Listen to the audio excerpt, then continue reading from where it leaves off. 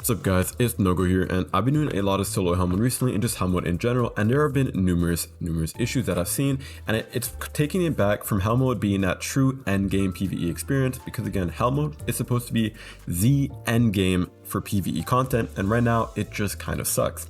So there are currently 3 issues that are kind of making Hellmode just kind of pretty bad. It's the visuals, the difficulty, and the rewards.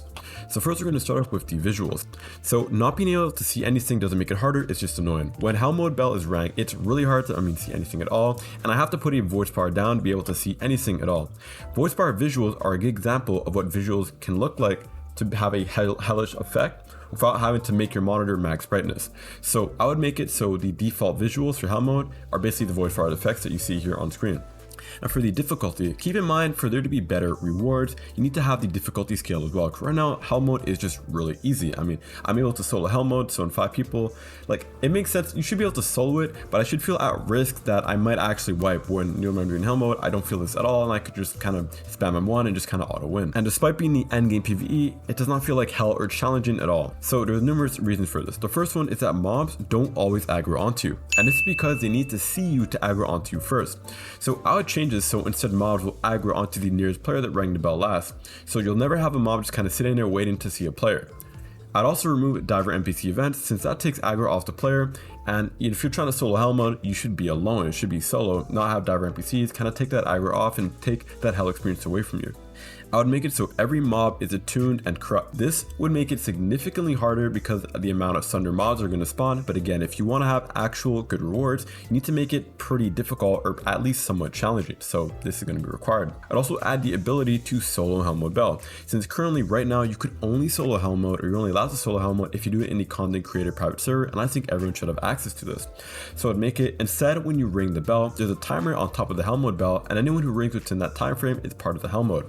And once the timer is over, it starts. So for example, if I go ahead and ring the bell, there's a 10-second timer, and if nobody else rings, it starts the solo Hellmode with the default of 100 mobs. So now that we made Hellmode a bit more harder or a bit more challenging with an increased chance to wipe, we can actually buff the rewards. So right now, if you know, rewards are pretty poor. We'll go over the loot I get later, but it's just pretty poor rewards. But we have to change how the looting system works first.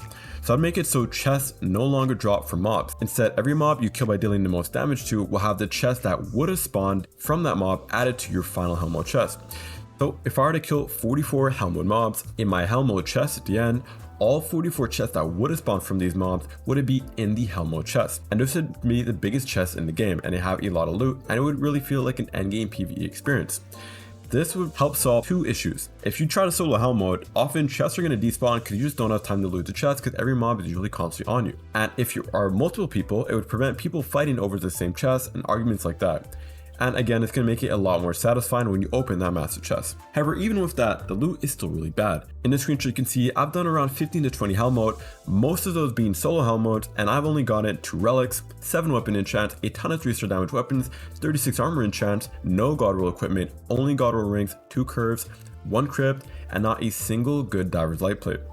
Now, this may look like a lot of loot, but keep in mind, nobody wants any of this. The only thing we actually want that has any value to us as players are the relics and the guard equipment, and I only got 2 out of like almost 20 Hellmodes. And keep in mind, if you're not a solo player, like if you can't do solo Hellmode like other content creators, the loot you're getting is split up between usually 4 other people, so you're not going to get nearly as much loot as I am getting. So you can imagine you're probably not going to end up getting any relics at all, doing 15 to 20 Hellmodes like I have. So to buff the rewards, I would increase the relic chance, and I would make diver's light plate always be 3-star and transferable through banks. And I would add some away or some NPC that would allow us to hand in 25 random enchants of any kind to get a random relic.